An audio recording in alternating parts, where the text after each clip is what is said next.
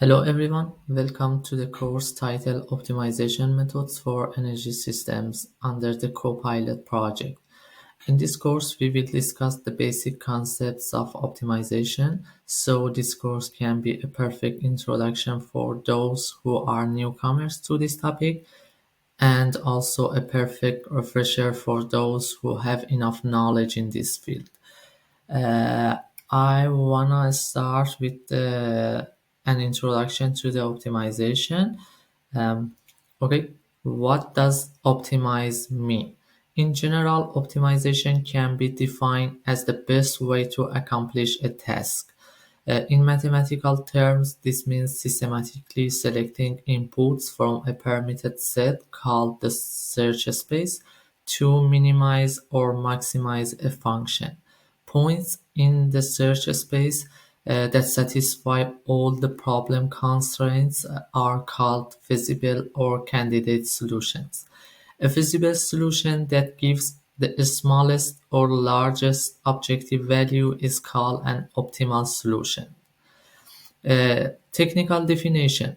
In a technical definition, optimization can be defined as the finding one or more solutions from a set of possible solutions through minimizing or maximizing one or more objective functions under predetermined constraints, if any. Uh, the transportation problem is a classic example of optimization.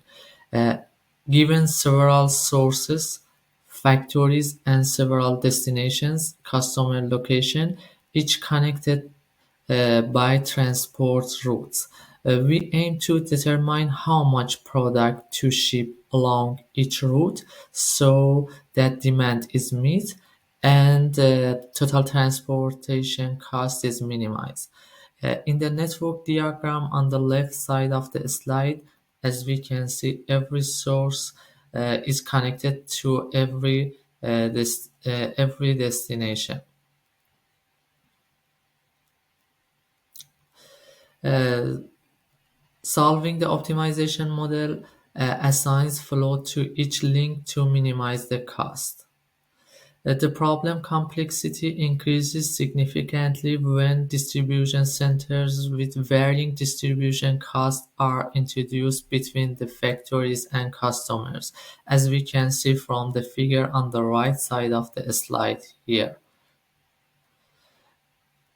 This expansion creates a larger search space and a more computationally challenging optimization process. Okay, components of an optimization problem. An optimization model consists of three fundamental pieces: objective function, constraints, and variables. The objective function quantifies what the model is trying to optimize, often to minimize cost or maximize profit. In the literature, the objective function is also called a cost function, profit function, uh, return function, reward function, performance index, or utility function. This naming arises from the fact that it can take different forms. For example, profit, cost, energy, reward, etc., depending on the application. Constraint. Constraints represent real-world limitations, such as the capacity, resource availability, or performance requirements. In a constraint optimizing problem, the objective is optimized subject to these equality or inequality constraints. These constraints ensure that the chosen solution is feasible. And the last item is variables. Variables consist of independent and dependent variables. Independent or decision variables are the unknown that the decision maker can set. Dependent variable, also called state variables, often capture outputs or intermediate quantities determined by the decision variables. Uh, Properly defining variables is essential because they provide the linkage between the objective function and the limitations of the optimization problem. Okay, let's go to the next slide. uh, we have the feasible solution and region in the optimization. A feasible solution is a specific assignment of values to all decision variables that satisfy every constraint of the problem. If any constraint is violated, the solution is infeasible and therefore unacceptable. Feasible region or solution space. The feasible region is the set of all feasible solution. It's the arena in which the search takes place. Only points inside the region can possibly be optimal. Example: as we can see from this slide, three types of units, including power-only unit, heat-only unit, and combined heat and power or CHP unit. The diagram shows the feasible operating region for these three types of units. The blue bar for power-only unit, the pink bar for a heat-only unit, and the green shape for a CHP unit. The CHP unit can produce different combination of heat and power, forming a trapezoid feasible region. Any point inside the trapezoid shape satisfies the technical limitations of the CHP unit. A point outside of this region violate either the minimum or maximum output constraint. Okay, let me expand on the concept of the feasible regions for a CHP unit by showing how operating limit can be represented graphically and at different level of the details. Consider figure A. This figure shows the simplest case, where the maximum and minimum outputs for power and heat are independent. The feasible region is a rectangle. Consider the next figure, figure B. This figure illustrates a more realistic CHP unit. This figure. The yellow polygon is bounded by points A, B, C, and D. It reflects how producing more heat reduces the maximum possible power and vice versa. The sloping edge corresponds to the technical constraint that couple heat and power outputs. This area is a convex feasible space. And the last figure is figure C. This figure illustrates a more realistic CHP unit using a non-convex feasible space. This figure further divides the feasible region into different subzones, zone A and zone I and zone double I. Different operating modes may have distinct efficiency characteristic or fuel consumption rates. So the feasible set is partitioned. Only points within the shaped polygon satisfy all constraints of the CHP. Here in this slide, we link the geometric description of the CHP feasible region with the mathematical inequalities that define it. Um, consider consider panel A. All these panels A, B, and C, illustrate increasingly detailed constraint system. Each inequality bounds variables such as heat output and power output within the minimum and maximum levels and imposes linear relationship among them. The more constraints you impose, the more accurately the feasible region matches the physical system. For example, consider the figure A uh, in previous slide. Here, consider the figure A. This figure describes the feasible operating region of the CHP unit using only two equations, as we can see these two equations here. In figure B, this figure in the previous slide, additional equations are required to describe the convex feasible operating region, totaling 5 equations, as we can see from uh, panel B here.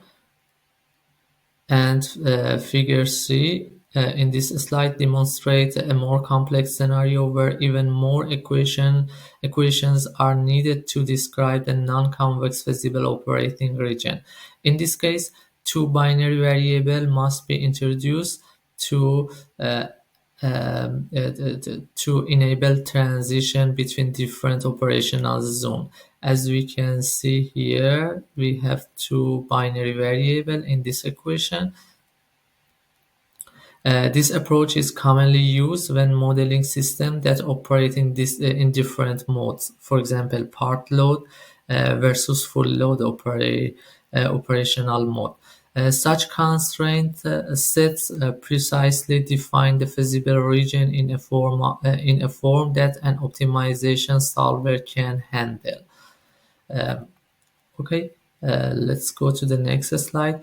In the literature, there are different approaches to classifying optimization problems. This slide lists 9 criteria to classify optimization problems as follow: number of objectives, constraint, nature of employed equations, convexity, uncertainty, types of decision-making variables, smoothness, objective function landscape, and separability.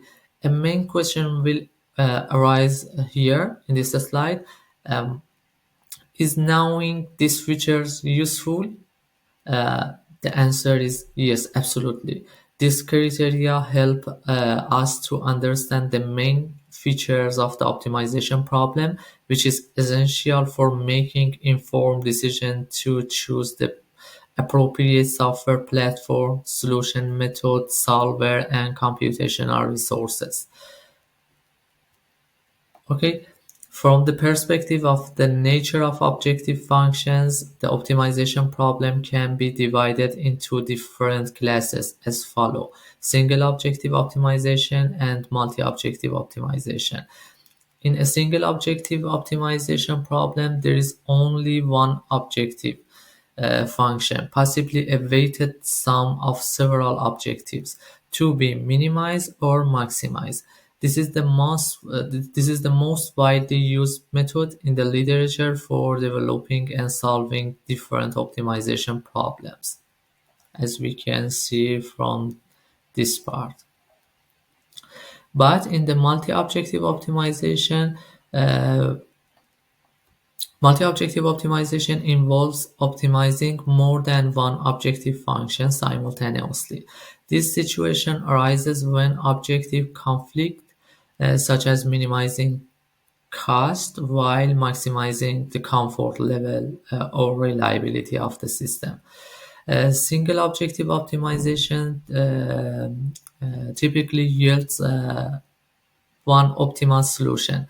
In contrast, uh, multi-objective optimization produces a set of non-dominated solutions that reflect different trade-offs among the objectives. Because multiple objectives conflict in multi-objective optimization problem, there is generally a set of equally good trade-off solutions. We call them as Pareto front rather than a single optimum. Examples include balancing operating costs and reliability levels in power system operation studies. Uh, Actually, many real-world optimization problems involve conflicting objectives, so it makes sense to model and solve them using a multi-objective approach. Okay. From the perspective of the constraints, the optimization problem can be divided into two different classes as follow: unconstrained optimization and constraint optimization.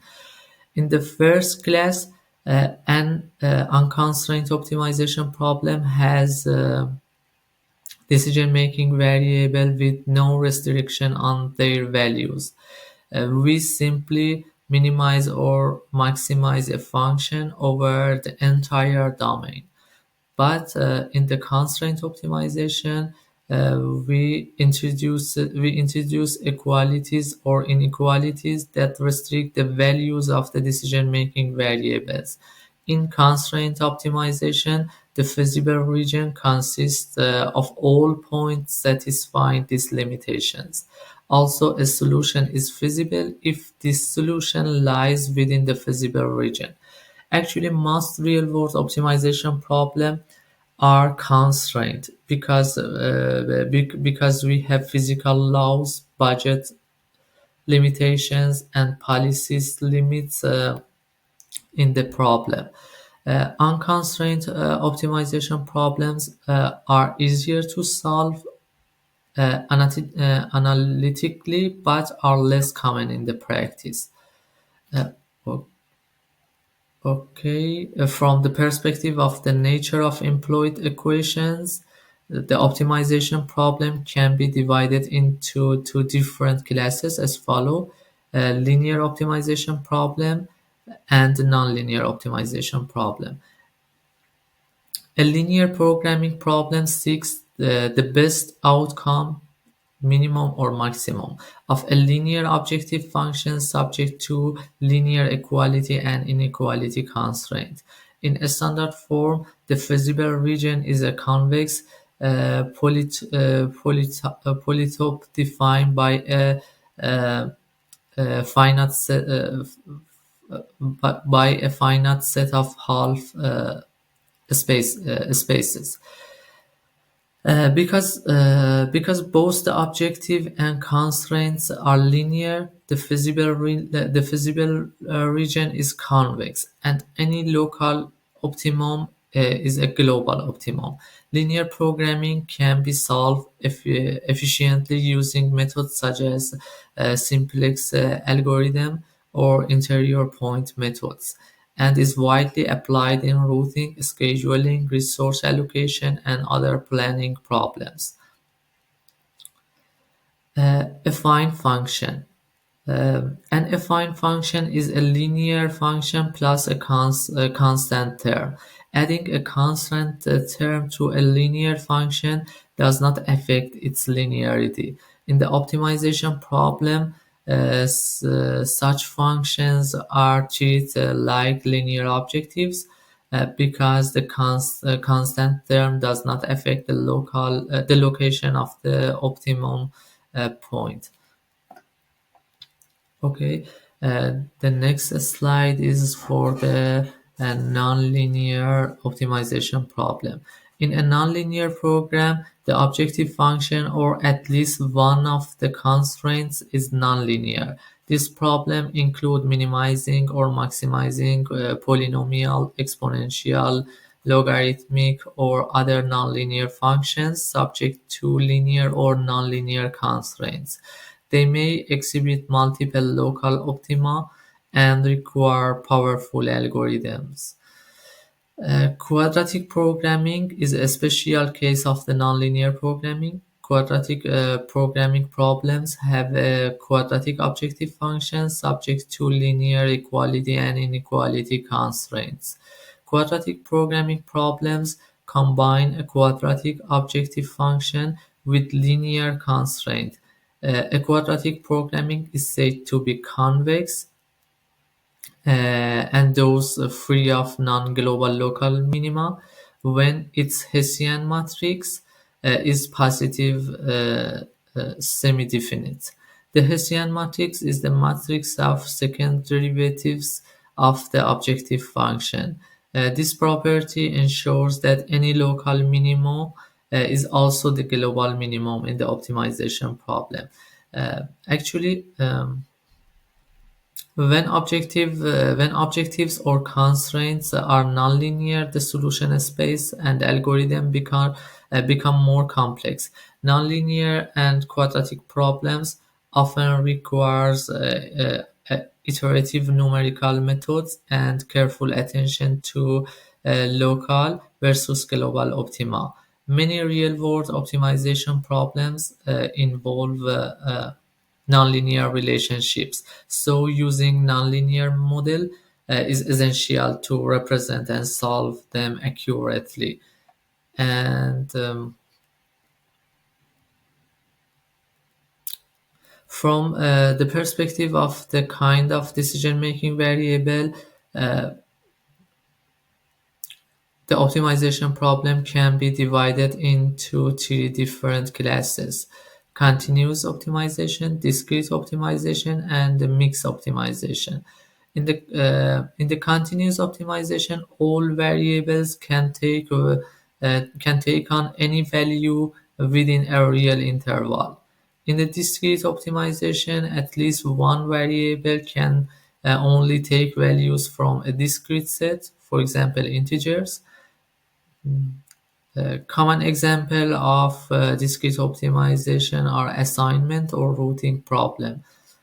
We have the different classes of the discrete optimization, for example, binary optimization and integer optimization, as we can see from here. Uh, the binary optimization is a special case where variables can only be 0 or 1. This type of the optimization is useful for yes or no decisions. For example, whether to build a facility or not. But integer optimization restricts a variable to the whole numbers.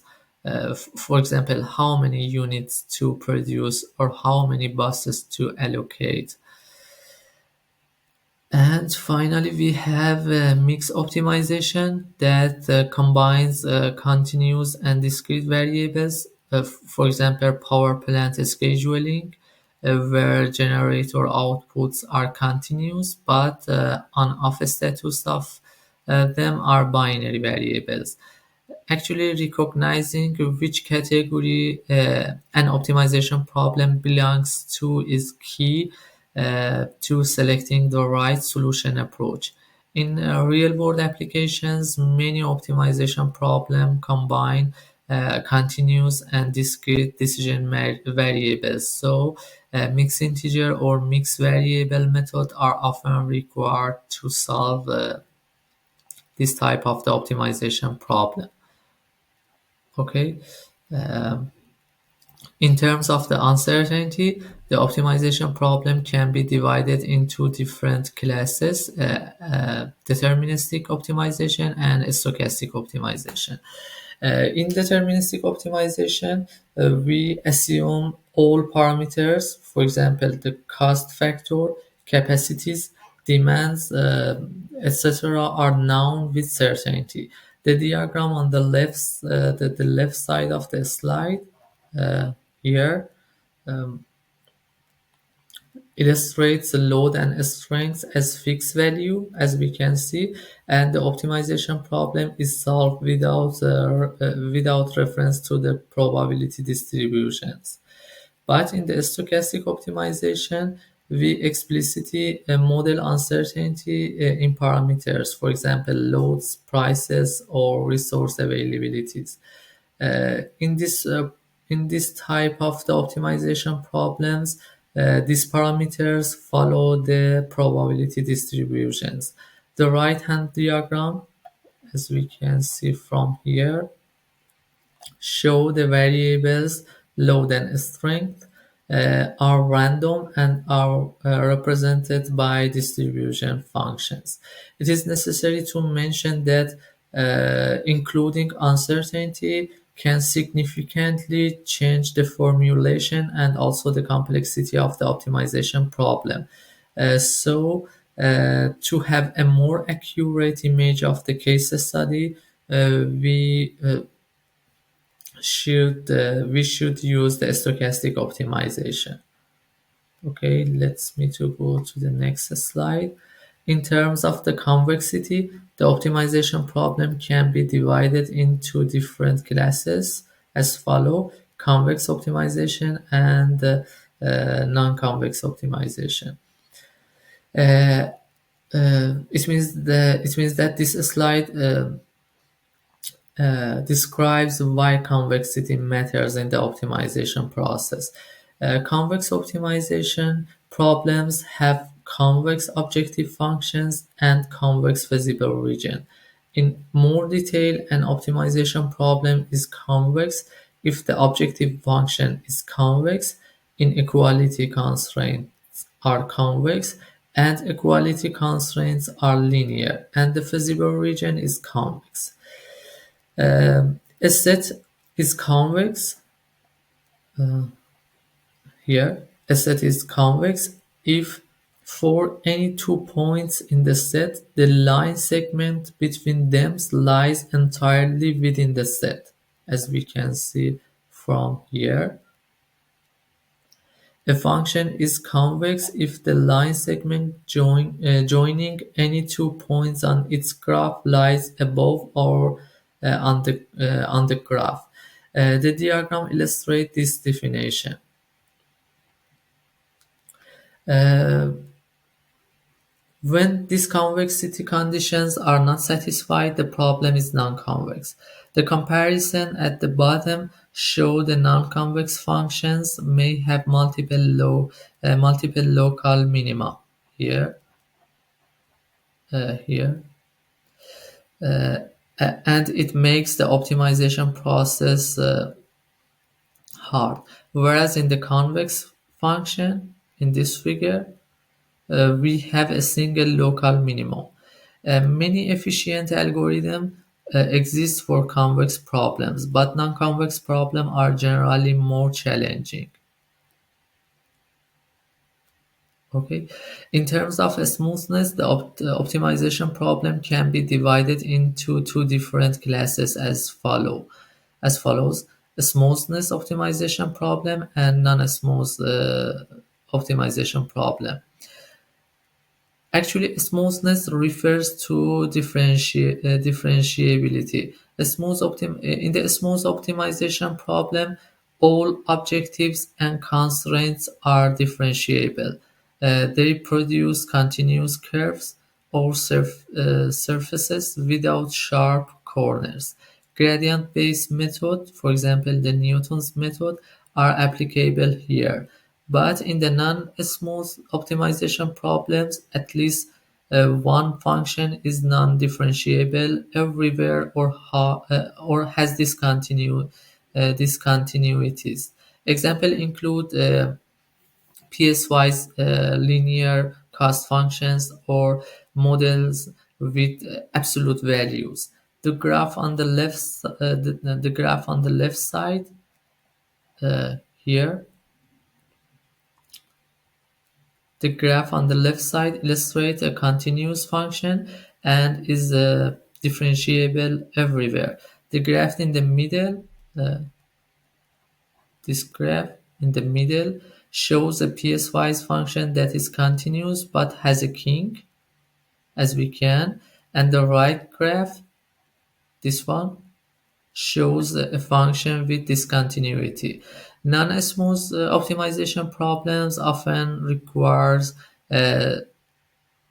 specialized methods, subgradient or handle method or bundle methods, and can be harder to solve. Okay, let me to go to the objective functions landscapes. Optimization problem can be grouped by the shape of the objective function into two different classes: unimodal problem and multimodal problem. In the unimodal problems, the objective function has a single minimum or maximum and is uh, monotonic elsewhere. A unimodal function goes up everywhere else once you pass the minimum, and vice versa for maxima. In this condition, algorithms can reliably converge to the global optimum. But in the multimodal problem, the objective function has multiple local minima or maxima. When several peaks or valley exist, a standard local search may get stuck in a local optimum. It should be noted that the multimodality complicates finding the true optimum, and the real-world optimization problems commonly have multimodal properties. It means that they contain multiple optimal or near optimal solution. Uh, I think we have a small syntax error in this figure. In figure A, it's a unimodal function, not multimodal function. Only the figure B and C are multimodal function, and figure A and D are unimodal function. Okay. In terms of the separability of employed equations, the optimization problem can be divided into different classes as follows: separable optimization problem or inseparable optimization problem. Uh, Actually, this classification relates to how the objective and constraint depend on the variables. In the separable optimization problems, the objective functions and constraint can be written as the sums of terms, each involving a single variable. This structure allows the problems to be broken into smaller subproblems, and it makes them easier to solve. Linear programming with decoupled variables is a well-known example in this category. In inseparable optimization problem, some objectives or constraints terms involve interactions between variable and cannot be decomposed. Examples include the optimal power flow problem in the power system studies. As a general result, recognizing separability lets us exploit parallel computation or simplify algorithms. Inseparable problems typically require more sophisticated methods.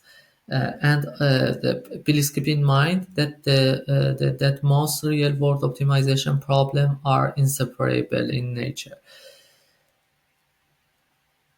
Okay. This slide illustrates a workflow for tackling the optimization tasks. As we can see,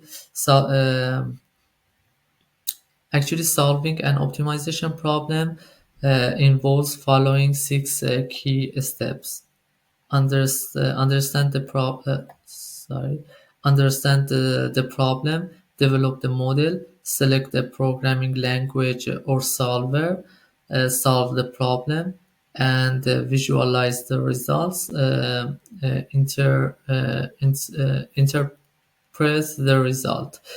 The first two steps are the most critical because they form the foundation of the foundation for other steps.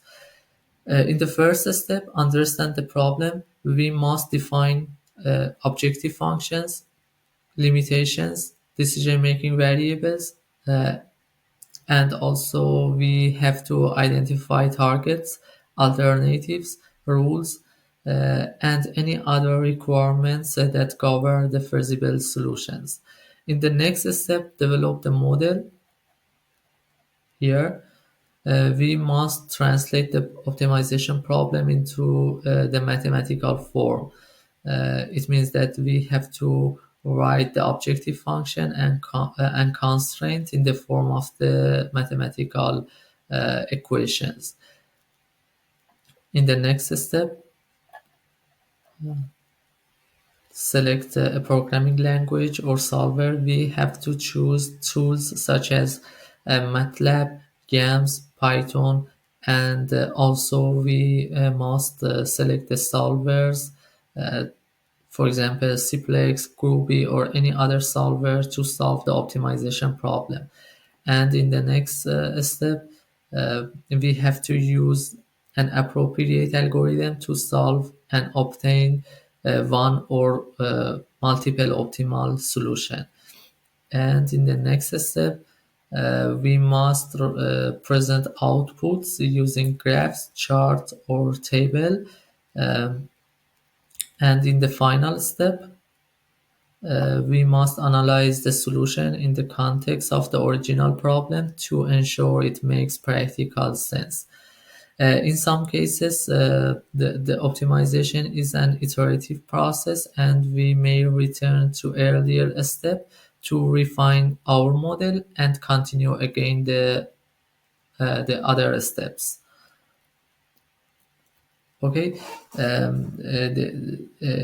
in this slide we have an example. This example illustrates the application of the first two steps in transforming a problem into the optimization problem. This example introduces a classic linear programming problem. We have two different plants, Seattle and San Diego, that supply a commodity, and also we have three different markets, New York, Chicago, and Topeka. And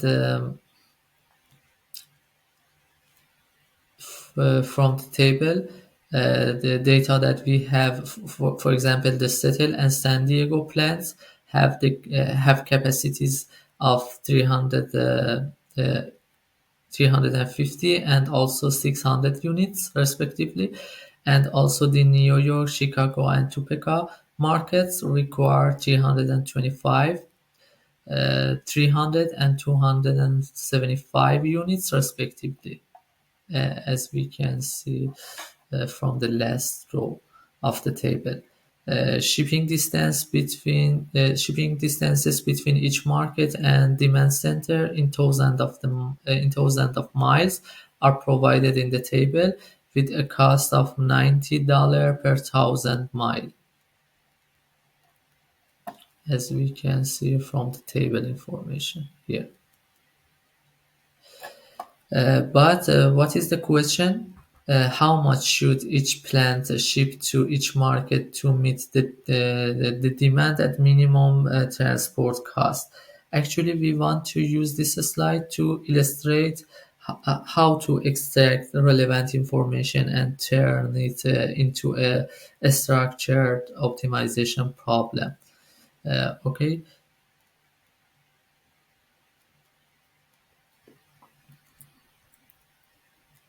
We have we have target. Determine Xij, the number of units shipped from plant I to market J, to minimize total shipping cost. We have indices, index I for plants and index J for markets, and also we have AI, supply at plant I, Bj, demand at market J, and Cij, cost per unit from plant I to market J. And also we have decision variable here. Xij represent shipment quantities, and decision making variable must be greater than or equal to 0. We have different constraints, as we can see from the last part of the slide. The limitation for the supply limits, the shipment quantity of plant I to all markets must be lower than or equal to its capacity. And demand satisfaction, the receiving quantity for market J from all plants must be lower than or equal to its demand, as we can see from this one. And the objective function, the last part, the objective is to multiply the quantity shipped from each plant to each market by the corresponding unit shipping cost. And the network diagram on the on the right side of the slide helps us to visualize flows from each plant to each market. And as we can see, we have different decision-making variables. Okay, this slide summarizes the mathematical formulation of the transportation problem in a compact form. Please keep in mind that this is a linear programming problem. The objective and constraints are linear functions, of the decision-making variables, and solving the problem will result the optimal shipping plan that meets demand at the minimum cost for the problem. We have another example here. This slide introduces a classic economic dispatch problem. We have 5 thermal generators, G1 through G5, that together must meet a residential power demand. Each generator's production cost is modeled by a quadratic cost function, as we can see from here.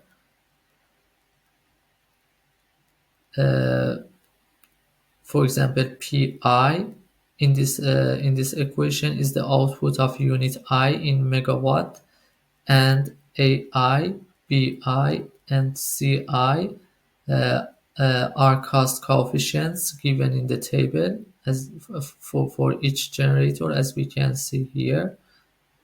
The table also gives each unit permissible operating range with minimum and maximum power limit, as we can see from the last two columns. The goal is to determine how much power each unit should produce to satisfy a total demand of 400 megawatt, while staying within its operating limits and minimizing the total production cost. It is necessary to mention that the quadratic cost curves approximate the fuel efficiency characteristic of thermal unit. It means that cost increases more quickly as you push a unit near its maximum output. And the problem is to find the most economic combination of outputs across the 5 thermal units. Okay, and this slide formulates the optimization problem. The target is decide the power Pi for each generator so that the total cost is minimized. We have 2 different rules. Each generator must operate within its capacity limits, and also the total power generated must equal the load demand of 400 megawatt. And also we have indices and parameters. The index I denotes each generator, and parameters include the cost coefficients AI, Bi, and Ci for each generator, and also the minimum and maximum outputs for each generator, and also total load. We have Pi as a decision-making variable, the power output of each generator, and these variables must be non-negative. And also we have 2 different constraints, as we can see from here. the capacity limits of each generator and non-negativity of decision-making variable. And also the last term is for the objective function, the total production cost. The network diagram on the right side of the slide illustrates the five generators supplying a single load, and solving this model will tell us how much each generator should produce to minimize total cost while meeting the demand. Okay, and this slide summarizes the complete optimization problem in a mathematical form. This is a convex quadratic programming problem because the cost function are quadratic with positive coefficients, and if the power network transmission constraints, for example, line limits or losses, uh, added to the optimization problem as a constraint, we have a more complicated optimization problem. And I think it's the last slide of the first session of the optimization course. Thank you so much for your attention.